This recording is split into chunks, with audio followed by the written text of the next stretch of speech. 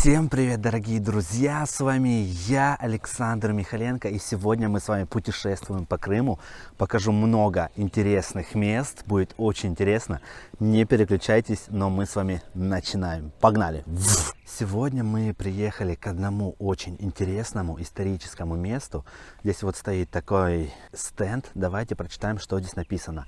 Памятник культурного наследия федерального значения Ильинская церковь 5-14 веков. Церковь Аменапркич. Друзья, очень сложно выговорить, извините, если ошибаюсь. Так, давайте прочитаем, что это вообще такое. Храм Спасителя является центральной постройкой одноименного монастыря в Крыму, интереснейшего и в то же время крайне мало освященного в источниках духовно-культурного очага местных армян. Последние именовали его Сурб-Пркчи, святого Спасителя, или Сурб-Аменапркчи, святого Всеспасителя. В русскоязычной литературе XIX века фигурирует также название святого Ильи, происхождение которого неизвестно. Посвящение монастыря Спасителю ярко отразилось в декоре его единственного храма, украшенного высеченными на каменных плитах рельефами, изображавшими наиболее значимые события из земной жизни Христа Спасителя. Среди них был и двухметровая композиция распятия, аналогии которой в Армении так и назывались Аменпркич, Всеспаситель. Вот, друзья, как он выглядел. Здесь восстановили на картинках его размеры и как он раньше выглядел. Но сейчас мы подойдем в руины, и то, что от него осталось, покажу вам все поближе. Конечно, я вижу внутри уже отсюда такие сводные потолки, выглядят они очень интересно, но вживую, скажу, намного все это смотрится красивее, чем на камере. Поэтому будете в этих местах, обязательно их посетите. Все точки координат вы можете их забить в GPS и приехать сюда. Я оставлю в описании под этим видеороликом, поэтому заходите, читайте и смотрите, что там. Давайте зайдем вовнутрь и посмотрим, что здесь внутри сохранилось. Объект находится под охраной, это культурное наследие. Вот такая церковь армянская. Кстати, очень удивляет то, что здесь сохранились, друзья, потолки. Посмотрите, какой потолок. Давайте пройдем вовнутрь. Все детально вам здесь покажу. Конечно, вандалы порасписывали стены. Я против того, чтобы на исторических памятниках, да и вообще где-либо расписывать стены. Но, друзья, сохранилась архитектура, а это самое главное. Жаль, что храм не восстанавливают. Было очень интересное место для посещений туристам. Возможно, было бы можно сделать здесь действующий храм. Обратите внимание на потолок.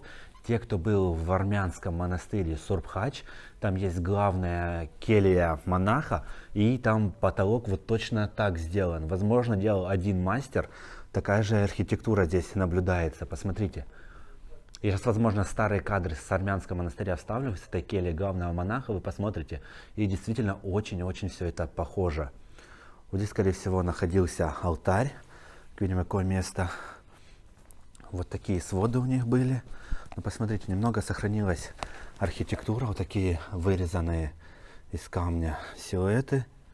Посмотрите, ну, конечно, очень красиво, как в то время они все это могли делать.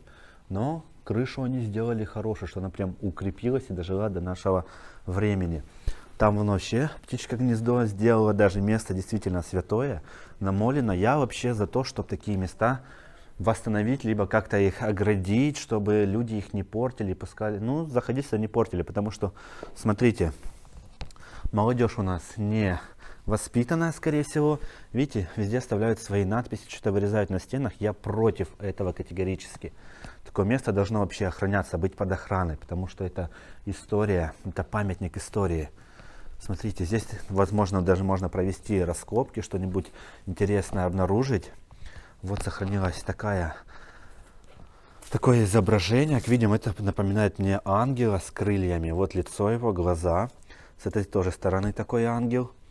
И здесь уже непонятно, что в центре, уже не сохранился силуэт. Возможно, кто-то здесь что-то увидит. Напишите, что вы здесь увидели. Ну и вот место, где был алтарь. Тоже сделано полукругом. Когда были в Херсонесе, там тоже был алтарь, и они тоже так полукругом почему-то их делают. Ну, конечно, место такое сильно энергетическое, прям пропитано историей. Вот вверху тоже какой-то силуэт. Не могу разобраться, что там такое. То ли птица и коза нарисована. Не знаю. Если вдруг кто-то знает, напишите, что там, друзья. И смотрите, вот здесь, скорее всего, стояли свечки, иконки. Вот такое тоже наблюдается в армянском монастыре Сорбхадж, где источники с водой. Здесь, скорее всего, тоже где-то есть источник на территории, но по карте его нигде не находит. Так, здесь, смотрите, какой-то ход в другую комнату. Давайте тоже туда как-то попробуем проникнуть. С другой стороны посмотрим, что там находится. Очень уж интересно. Как видим, люди здесь тоже поставили кресты, иконки и молятся, скорее всего, которые сюда приезжают. В общем, место действительно удивительное. Это прям редкая такая достопримечательность в Крыму, про которую мало кто знает.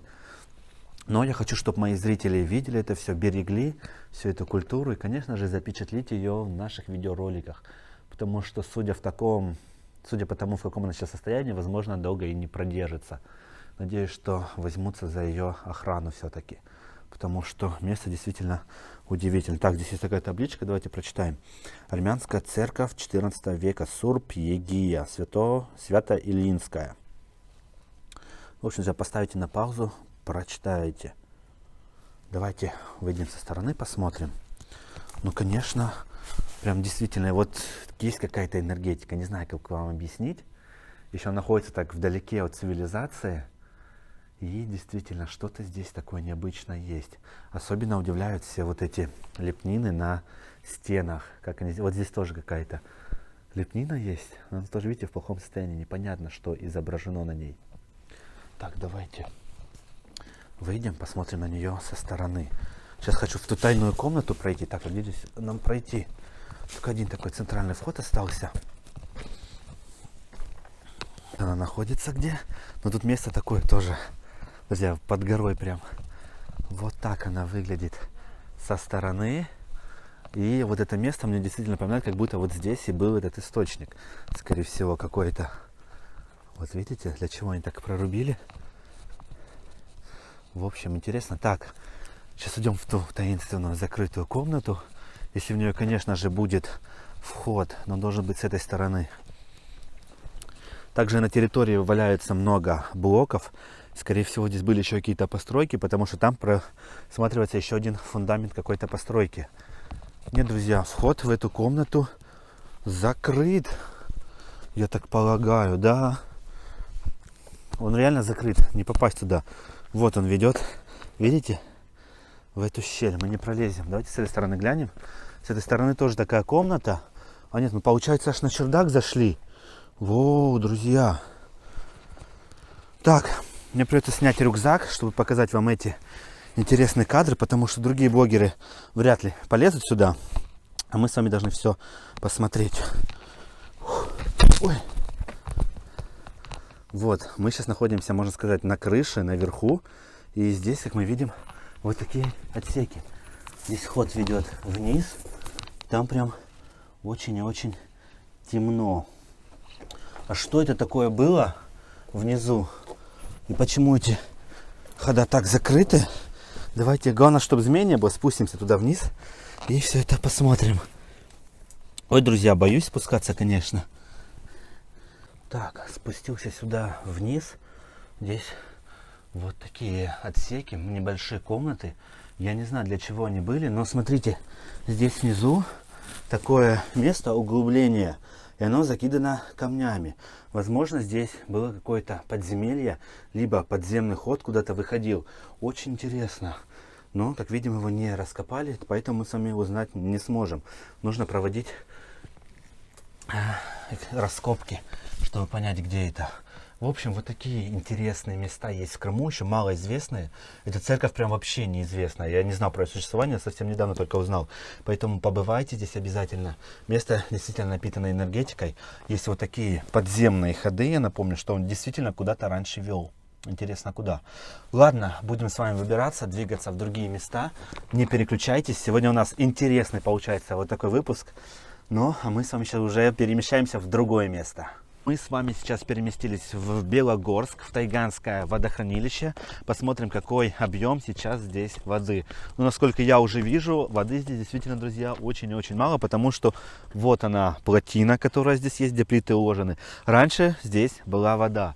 Сейчас, конечно, уровень очень упал. Запустим обязательно квадрокоптер, покажу вам всю ситуацию с высоты птичьего полета. Ну и, конечно, действительно, воды, я вам скажу, немного, как будто какая-то лужа. Вот я смотрю, действительно, вот такой маленький объем запас воды, что кажется, что это какая-то лужа. Возможно, с квадрокоптера будет другой ракурс, другие съемки. Воды здесь много. Как мы видим, уровень воды должен быть по вот эти плиты аж. Но посмотрите, насколько здесь стало мало воды. Мы сейчас идем практически по дну этого водохранилища. Конечно, воды очень уменьшилось. Это водохранилище питает Белогорский район и часть Северокрымского канала, если не ошибаюсь. Но из него вытекает река Карасу. Я посмотрел по карте, вроде бы она течет, которая проходит возле Белой скалы. Но в ней сейчас есть вода. Мы обязательно сейчас к той реке подъедем, посмотрим, насколько она полноводна. Но пока проезжали, вроде бы в ней воды много было. Ну, сами видите, здесь уже есть следы от машин. Воды в нем немного. Я бы сказал, что прям очень мало. Вот, смотрите, сейчас поближе подойдем. Глубина здесь, скорее всего, небольшая будет. Ну, давайте смотреть все. Тут уже какие-то копы делают, скорее всего, с металлоискателем ходили и что-то выискивали здесь на дне водохранилища. Посмотрите, здесь ракушки, их очень много, все дно ими усеяно, которые обитали здесь в воде. Вода, как видим, отступила, объем уменьшился. И сейчас вот так все выглядит. Но мне кажется, что оно прям очень уменьшилось. Вот такие камешки. Давайте по камням зайдем, чтобы не выпачкать обувь. Будем прыгать по ним. Интересно, то в воде мы не подскользнемся на нем. Давайте рискнем. Ух!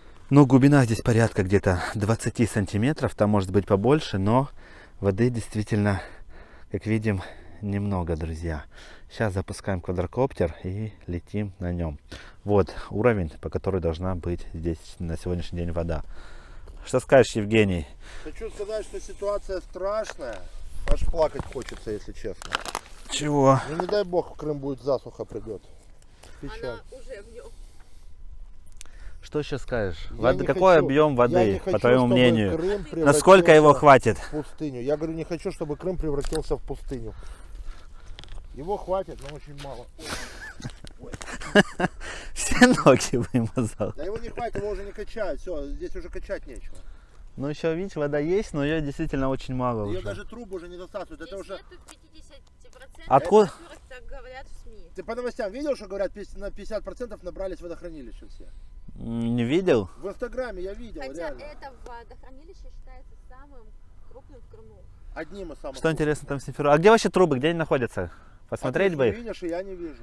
Откуда они качают Мне воду? Мне кажется, вот там. Где? Вот там что-то синее лежит, возможно, это и есть трубы. Ну, возможно, кстати. Вот мы уже приблизились к Белогорскому водохранилищу.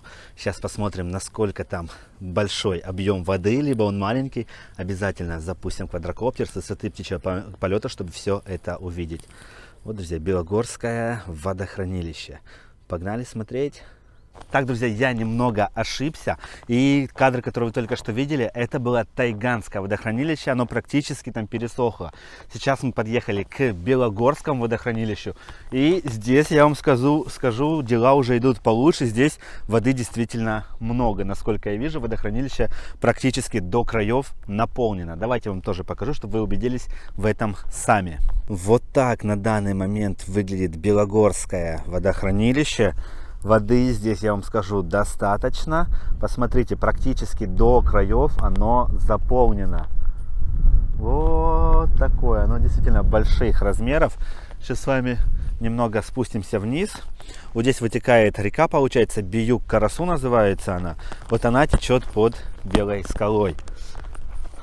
Вот так, друзья. Ну, смотрите, практически до краев водохранилище заполнено. Вода есть. Отсюда перекачка идет воды в Симферополь. Сейчас вам там дальше трубы тоже покажем, как они там ведут. Дальше проезд запрещен. Ну, значит, мы дальше тоже с вами не пойдем. Но, друзья, посмотрите, сколько воды. Сейчас запустим квадрокоптер, полетаем над этим водохранилищем, увидим всю ситуацию с высоты птичьего полета. Ну, я прям считаю, что оно наполнено очень хорошо, практически до краев. Вот сама плотина, посмотрите, но воды много. Интересно, какая здесь максимальная глубина этого водохранилища, чтобы понимать объемы. Но оно ведет очень далеко, аж вон туда. Качает воду на зверинец. Ага. А на Симферополе вот эти трубы идут, вот эти трубы идут на Симферополь, До да? бочки, вот, до бочки. И на этот, На Тайган? не тайган, а на воду дают на зверинец. Ага. А что такое зверинец? Да? Что это за зверинец? Зоопарк. Это зоопарк. Ну, Тайган, Тайган. Да, тайганский. А скажите, пожалуйста, вот эти трубы, которые вот куча труб идет, они на Симферополь Это качают? Симферополь. Сейчас они не работают, рассоединили их, чтобы зимой не поморозить. Ну да, да, да. Рассоединили, воду спустили. Вот наберут больше немножко уровней. Откуда вообще вода сюда поступает, в это водохранилище? Гор, С гор, то есть горная река, да? Да, горная вода. гор, все дожди, снега, все. Вот это дала А рыбка есть здесь? Вы ловите рыбу? есть. Хорошая? Да есть, попадается хорошие. Да. Щуки хорошие, судаки И хорошие. щуки, и судаки? Щуки, да. 90%. А было когда последний раз, чтобы оно полное было наполнено? В каком году, не помните? Вот, видать, вот в прошлом А когда году было до ржавчины. Ну В да, прошлом вижу, году вижу. было, да? Да, в прошлом году было. Может и в этом году наберется еще, Вот да? наберется, если там дожди будут. Да. Да, снег был, немножко дало. Ну и дождь. Да Он что был нам- пустой. да. Он был такой, как и этот. Нашему Как городу тайганская, да? уже Пересохшая. очень Осенью так такой что, лёг, как и если тут, у вас есть пустой. знакомые Ага. шаманы, Вот за с зиму бубном, набрали. которые могут в Крым вызвать дождь и снег, пожалуйста, пусть вызывают. Понятно. Я хочу еще обратить ваше И внимание. слава богу, мы думали, этого не будет. На ваши прогнозы на лето какие? И наши прогрозы. Ну что думаете, будет, не будет тут воды много? Наверное, засуха будет. Засуха? Красиво, да. Если успеет немножко за весну набрать, перепустить в старый Тайган, то будет там еще рыба живая. А если не успеет, значит то, что есть, там она и поварится. Ага. Понятно. Ладно, спасибо вам за интервью небольшое. Самое много, это 1,5-2 метра. Там, да? Да, местами по ямам. А здесь примерно какая глубина в нем? Ну, сейчас примерно где-то метров 15. 15 метров, ничего себе. Хорошо, да. Вот там Глубоко. где-то, вон до уровня этого, ну, метров 30 будет. Ага. Ну да, да, да. Сейчас метров 15. А местные купаются здесь летом, нет? А как же? Да? Купаются, да. А где пляжик какой-то? Да прям так. От берега, по той стороне вон. Там подъезд.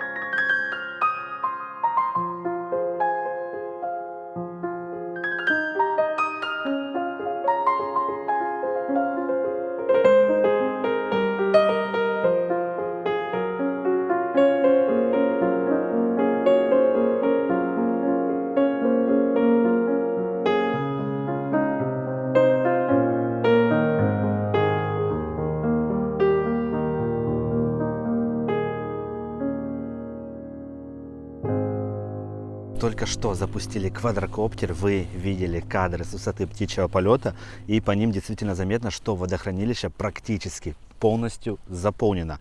Нет такой куска суши, как это было в Симферопольском водохранилище, поэтому вода в Белогорском, по крайней мере, водохранилище есть на данный момент. Из Белогорского водохранилища выходят вот такие трубы. Скорее всего, это тот трубопровод, который ведет в Симферополь, который выкачивает воду из Белогорского водохранилища и поставляет ее в Симферополь. Видите, сколько много труб. Давайте сосчитаем их. Мне кажется, наверное, мы не сможем посчитать. Так, 3 маленькие внизу идут. 1, 2, 3, 4, 5, 6, 7, 8, 9, 10, 11, 12, 13, 14, 15. Идет, друзья, 15 труб, по которым перекачивается вода. Скорее всего, ложили или клали их военные, потому что у нас, когда строился форум Таврида, там использовали вот точно такие трубы, и, насколько я помню, военные это сделали все очень-очень быстро, буквально за несколько недель. Также и здесь за несколько недель уклали эти трубы, и теперь по ним вода поставляется в город Симферополь. Я рад, что в Белогорском водохранилище много воды, как мы сами в этом убедились, вода действительно есть. Но еще, конечно, не помешали бы нам погодные условия, еще несколько бы таких сильных ливней, дождей для Крыма, чтобы оно максимально сильно наполнилось.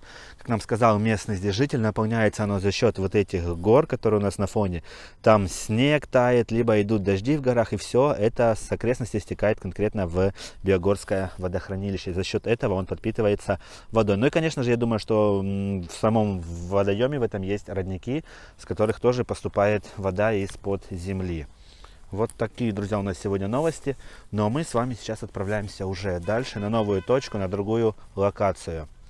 Друзья, с Белогорского водохранилища выходит вот такой отводящий канал. Посмотрите, как вода просто бьет из-под земли. Скорее всего, там какая-то труба находится. Посмотрите, целый гейзер такой получается. И это все впадает в реку Биюк-Карасу, которая проходит под Белой скалой. Идет, под белую... Просто вот такой гейзер воды здесь бьет. Посмотрите, все это впадает в отводной канал. И, собственно говоря, таким образом наполняется канал водой. Прямиком из Белогорского водохранилища. Ну, конечно, туда упасть мне бы не хотелось, потому что выжить после этого невозможно будет. Там еще таблички стоят: ни в коем случае не заходить в воду, нельзя ловить рыбу. Поэтому, друзья, нарушать мы сегодня ничего с вами не будем. Просто посмотрим все это. А когда Белогорское водохранилище наполняется до своих краев, то вода поступает прямо по вот этому каналу, который идет сверху. Видите? Она установлена на вершине дамбы этого водохранилища. И вода прям вот так сюда стекает в эту реку. Мы переместились в город Белогорск, идем на центральный рынок, чтобы поесть самые вкусные бургеры. Они домашние здесь просто. Сейчас вам покажу. Так, мы заходим на центральный рынок.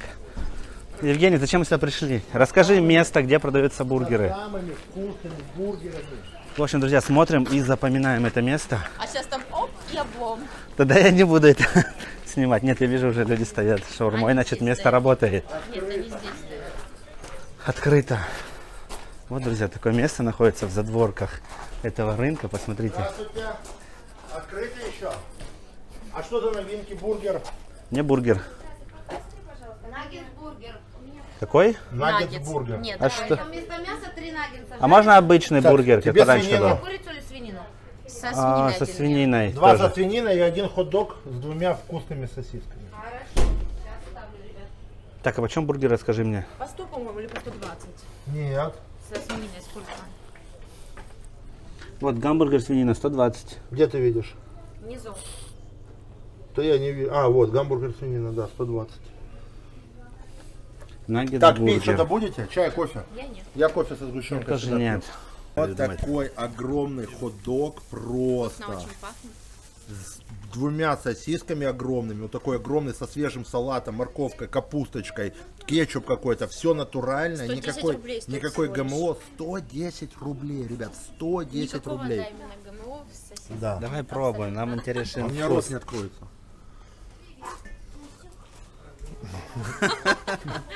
Хот-дог, здравствуйте. М-м, Так, молодой человек, это ваш с горчицей? сосиска Иди, мясо. бери свой.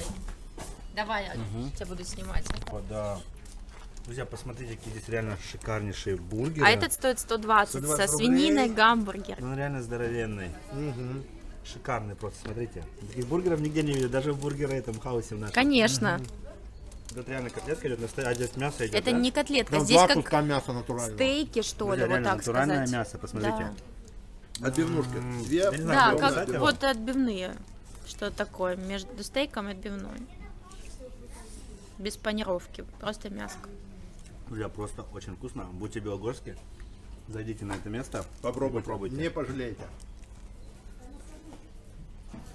Сегодня у нас такое путешествие по некурортному Крыму. Мы сейчас находимся в село Пруды. Да, друзья, это в Крыму. Я здесь первый раз в своей жизни. Судя по стеле, здесь люди собирают виноград. И давайте посмотрим, что здесь находится. Так, друзья, и тут нас встречает сразу же такой пруд. Не зря назвали пруды. На входе здесь находится такой огромный пруд, и посредине этого пруда находится остров. Как видим, здесь выкопали ямки, высадили какие-то деревья. В общем, село развивается. И посмотрите на этот зеленый газончик, как будто действительно кто-то здесь подстригал. Все так культурно, чисто выглядит. Мне нравится вот такая природа. Тем более, когда в селах вот так ухаживают за своим селом. Это действительно круто. Тут вот Евгений пошел снимать рыбаков. Люди ловят рыбу здесь уже, ребята. Мы тоже так в школе, школьниками когда были, выезжали на какие-то ставки и ловили рыбу. Как видите, здесь прям остров в центре этого пруда находится. Туда, конечно, можно было попасть, не только летом сплавать туда, но сейчас я боюсь, конечно. Твое лицо, когда у тебя глючит GoPro. Ну покажи еще разочек. Что с твоей GoPro-шкой? Уже заглючило. Нужно менять батарейку. Наполовину садится и начинает потом лагать. Да. GoPro 8 поэтому не покупаем. И вот не рекомендую никому, да. И вот так ребятки ловят здесь Пипец, я, наверное, рыбку. контента потерял. Да. Подошли к плотине. Тут находится какая-то речка. Ну вот эта речка. Мне кажется, вот это и есть название речка Вонишка. Запаха не идет. Запаха вообще никакого нету. Так, друзья, пришли на плотину этого озера. Посмотрите, какая же здесь красота. Можно приезжать чисто на такие какие-то посиделочки, на прогулки. Но остров мне нравится, прям такой круглый, в центре озера находится. Но говорят, что там видели змей. И называется он Змеиный остров. Сейчас посмотрим, что здесь словили. Девушка ловит рыбку. Больше, чем парни выловила.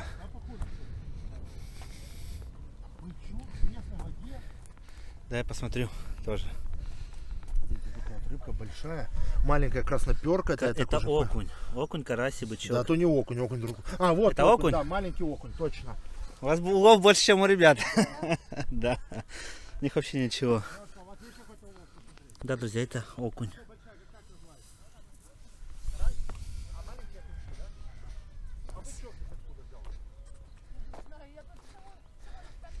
Бычок. Понял, спасибо большое. Ну как-то она называться должна. А у вас улов есть какой-то? Улов Ну, есть всё, уже? всё А, в вы все туда, в сетку? У них Понятно. общая сетка, да. Ну, блин, прикольное место. Да. Я бы тоже порыбалил. А ты Нужна хоть удочку с собой возить? хоть Ты умеешь что, мы все рыбачить? детство рыбачили. Я же Хоть в селе умеешь вырос. рыбачить? Конечно. Ага. Мы окуней ловили, карасей. Пошли. И в речке руками ловили. Окунь, карась, пошли. А в речку рыба не выходит? Выходит? Ловят там ее так руками?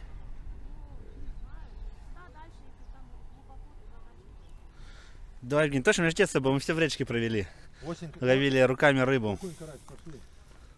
У нас была еще красноперка. Ну вот она, красноперка, да, плотва еще она называется. Нет, плотва другая у нас была.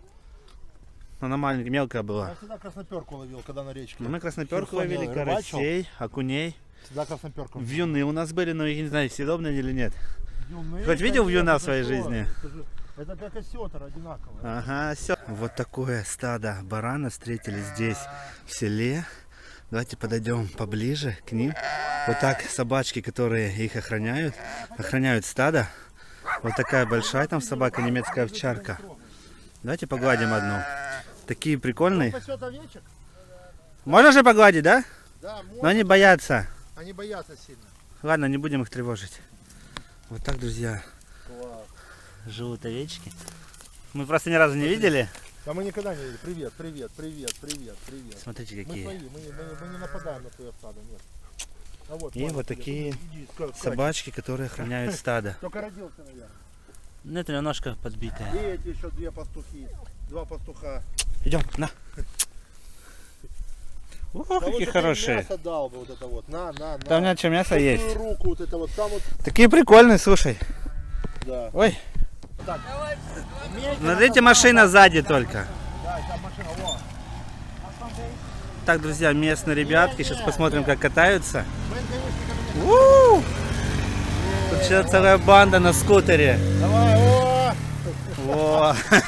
Братва поехал. Вот так и мы в детстве рассекали. У нас была Ява и Жим в мотоцикле. Мы были малые, но катали там уже взрослые ребятки. Давайте, удачи. Как на свадьбе прям. Вот так встречают ребятки блогеров в селе. Но быть в Белогорске, не заехать на Белую скалу, я считаю это преступлением, и поэтому мы сегодня здесь. Погодка солнечная, друзья. На улице настоящая весна, уже тепло, в одной футболочке, в кофте, и мне жарко. Посмотрите, как она величественно выглядит с такого ракурса. Сейчас обязательно подлетим к ней на квадрокоптере, покажу вам с высоты птичьего полета. Конечно, уже здесь съезжаются туристы, друзья, много машин, особенно вон там, где загон с лошадьми. Посмотрите, все приезжают полюбоваться этим чудом Крыма. Действительно, это 8-е чудо Крыма, Белая скала. По-другому называется Аккая. Мы к ней уже подходили, проникали в ее пещеры. В подсказке у вас появился ролик, можете зайти посмотреть. Поднимались на ее вершину. Кстати, сейчас, насколько мне известно, это уже заповедная такая территория. И на машине на самый верх заехать уже нельзя, потому что будут штрафовать. Поэтому берем с собой водичку, удобную обувь и просто поднимаемся на эту скалу. Выглядит она невероятно круто, напоминает какие-то вообще не крымские очертания. Посмотрите, какая здесь природа, друзья. Прям ровная белая скала образовалась здесь. Вживую, конечно, она выглядит намного интереснее и выше, чем кажется на камере это. Вон, люди какие-то уже пошли в горку. Подъем можно осуществить вот отсюда. По дорожке, по тропинке поднялись, около часа он у вас где-то займет. Даже может меньше, смотря как будете двигаться. Но минут 30, если быстро будете идти. И вот такие здесь тоже, видите, там тоже какая-то скала. На той скале я, кстати, не был уже. Но, конечно, природа сегодня нас радует. И погодка солнечная. Небо такое прекрасное на фоне этой белой скалы. Все очень красиво смотрится. Ну что, я думаю, пора запустить квадрокоптер, долететь до самой вершины и подснять для вас интересные ракурсы.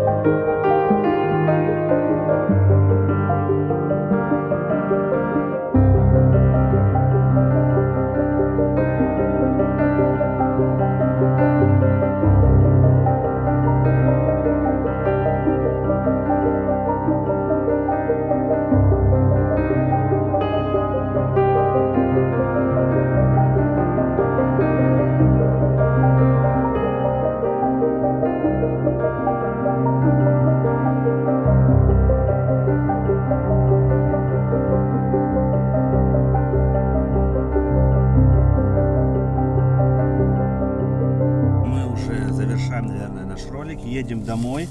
Заехали еще в магазинчик Биогорский. Смотрите, что я купил. А ну снимай. Тебя снимать? Да, что я купил. А что ты купил? Я купил что-то очень-очень необычное для Крыма. Клубнику? Ничего себе. А сколько она вообще в Крыму стоит сейчас? уже продается клубника. Аромат чувствуешь? Нет, а ну дай понюхай. Да, Клубничная. пахнет. Сколько стоит? Такая клубничка. Вообще килограмм стоит 400 вроде бы рублей. Ого, Вот дофига. этот лоточек мне вышел 280 рублей. Но клубника не крымская, поэтому не видите, клубника привезена с Турции, мне сказали. Да. Крымская Вот еще прям нет. видно, что Ну, красиво. пахнет, давай пробовать, бери. Крымская еще, да я боюсь такую есть. Турция закрыта, вообще ты что поддерживаешь это Она самое? гигантская, но она реально сладкая, вкусная. Да. Самую красную. Она действительно вкусная. А знаете Она не почему? крымская, А она знаете вкусная. почему ее не надо мыть? Потому что больше грязи, шире морда. Нет, чтобы иммунитет выработался. Мгм. В детстве нужно снижать чашечку, чайную Ложку грязи земли. детям, чтобы у них вырабатывался Каждый иммунитет. ребенок должен съесть ложку земли, как Александр Михайленко говорит. Если вы будете всю жизнь опекать, на улицу не выводить, то он будет часто болеть у вас. Слушай, ну вкусная клубника, да. Как Евгений клубничка, я попробовал, расскажи. Хорошая, вкусная. Друзья, она реально, смотрите, какие размеры, дайте я большой возьму. Реально таких больших размеров, но на самом деле вкусная. Не хватает сливок. Бывает, клубнику берешь, она красивая и невкусная, это действительно мне понравилось лично. Чувствуется вкус клубники. Пока Илонка пошла в магазин, Скорее всего, это нейтральная какая-то. да, И он в магазине, а мы тут жрем клубнику. она уже идет. Посмотрит в ролике. Скупила? Да, что-то купила. Илона, пока ты там ходишь по магазину, мы жрем клубнику. Ты пропускаешь контент. Там в ролике у меня увидишь, как Евгений тут клубнику ест.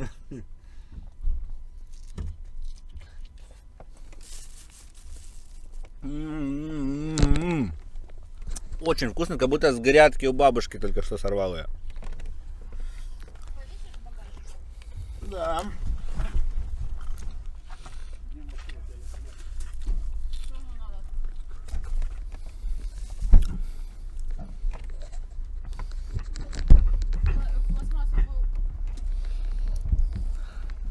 Клубнику за 1000, Да. пипец, за 1000 рублей. Сколько стоит? Это 400 рублей. У меня ролик идет, если что. Попробуй, скажи свой вкус, оцени. Пластмассовая она сейчас. Нет, попробуй. Нет, Какая-то, попробуй. чтобы... Мы тоже думали Реально, пластмассовая. попробуй, просто. Цена.